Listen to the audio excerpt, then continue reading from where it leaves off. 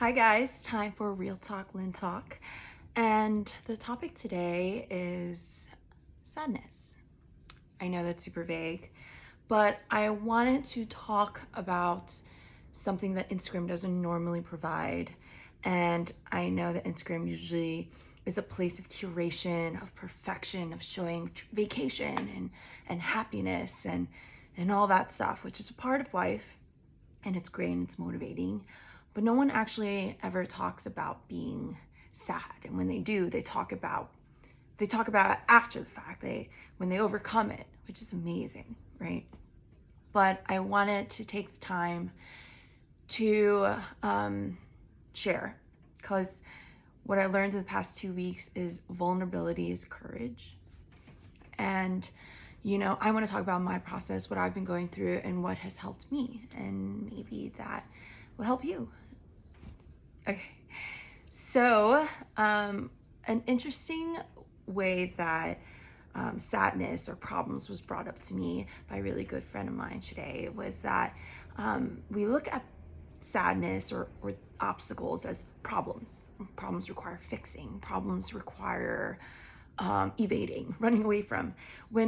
When it's really a situation, a moment in our life, right? And when we think about it as a situation that's happening, we don't try to find the answer, and if we don't, we freak out. It's something that goes and comes and is worse than others, and not as bad and inexplicable, but it's a situation. We all go through them.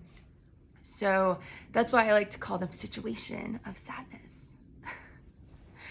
So how I like to handle things. So last week I found out my grandmother passed away. And then ironically the next day I had this really big meeting, and I channeled in my grandmother, and I was like, this is for you, Grandma, even though you're in Vietnam and all of that. Sorry, it's still hard. And I was like, I'm gonna do it for her. I'm gonna hold it together. This is what I want. I'm gonna be an actor. I will meet this agent. I will kill him. I will blow him away. And I did. I felt really, really proud of my meeting. And then I pretty much collapsed after that. Spent the whole day in relish and anguish. And then the following week, that was Monday, I emailed them and I got a big fat no. A door slammed in my face, and I was a little flat from that. And that didn't feel good. It didn't feel good. And now, how do I normally handle situations like that? Well, normally, Lynn Kim Do will suppress it, just dig it really deep down, not even write Tumblr posts, just evade it completely. I'm a runner, okay? I'm an escaper. I know that about me. And I will just keep myself extremely distracted with work, with friends, lots of Netflixing, going out. I used to go out.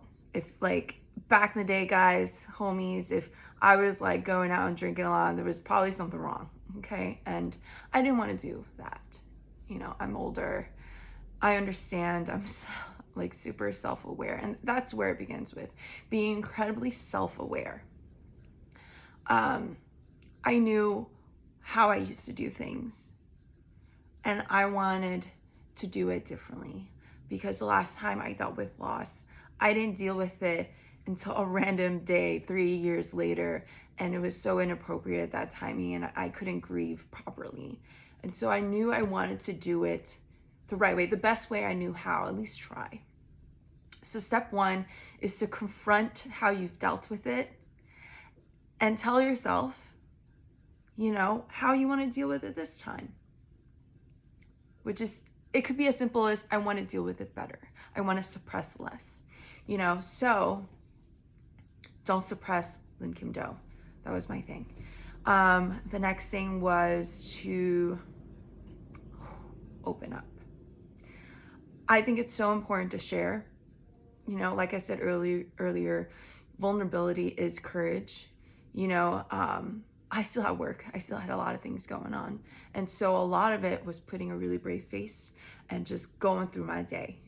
But a lot of my sadness would seep through, And so when there were moments, seriously, y'all, when people were like, "How are you today, Lynn?" And I'd be like, "What do I do? Okay." And I'd be like, "Not good. My grandmother just passed away." And it would just come out. And like, honestly, it would be received mostly strangely, but I felt fine. And they didn't feel bad being there, like taking in this information. And it was okay, And on top of that, I reached out to a lot of my close friends who, God, they have been so available for me. They have like checked up on me in a stalkerish way, and I so appreciate it, And a lot of times it's just letting it out. And you don't understand how grateful I am for little tidbits that they have given me, even whether it was just listening or asking the right question or just sharing their stories with me. And that has helped me a lot. And it wouldn't have happened if I didn't share first. So number 2 is to share first. Okay, so number 3 is to be selfish. I know that sounds kind of like a combination of duh and what? Like, how can you be thinking of yourself right now when all you want to do is think of your loss or the fact that they fucking closed the fucking door on you again? Like, is it your fault? What have you done? I mean, these are all things that went through my head. And the reality is, like, there's nothing you can do, especially with loss. You can just take the time for yourself, and I did that. And there were like parties I had to go through, and I wanted to show up for my friends, and be selfless. But then I knew when it was time for me to be selfish and cut the party short or head home or not go out for a coffee date because I really, really needed the time. I needed to think. I needed silence. I needed to journal. I needed to listen to sad ass music. I needed to cry in the shower. I needed me time. And your true friends will really understand that. Number 5, I think, or 4. I don't know. The next thing is that just try to convert that energy, this excess sadness, somewhere, anywhere, I've tried working out. That was okay. When I found out, for instance, that the agent was like, "Nah, we're not a great fit." First, I was like, "Fuck you. How could you? Oh my God, you don't know what you're missing," which is probably all true. But also, the first instinct in me was to be like, I think I'm going to take the day off. Like, I can't deal with this. It's too much sadness in like a matter of less than a week. But then the second instinct of me was like anger. And like, I was like, you know what? I'm going to open up 24 doors right now. I'm going to email 25 agents. I'm just going to go for it. I don't even know what I'm saying. I got to put this energy somewhere. I have to be active. I have to do something.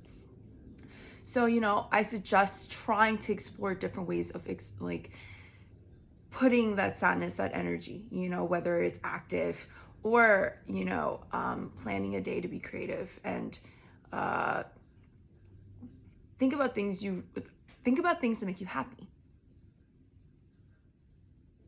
Doing the things that make you happy. I know that I want to write more, and that's where I want to put my energy right now, and creating and sharing. And so, yeah, I'm pretty sure those are 4 things. I hope it helps you. I'm still in the process. I'm still healing and feeling. And,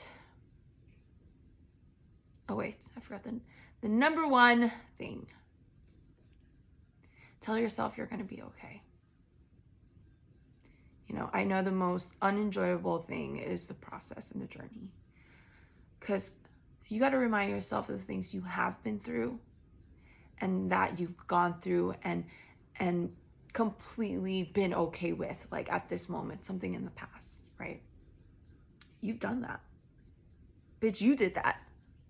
You overcame that and you're a better person from it. Well, this is gonna be no different. And you're gonna be a-okay. And just right now, shit's hard. Feelings are deep. Things are real. But you're gonna be okay. And if you don't want to believe yourself, ask a friend. All right, that's for my LYNN talk. Thanks, guys.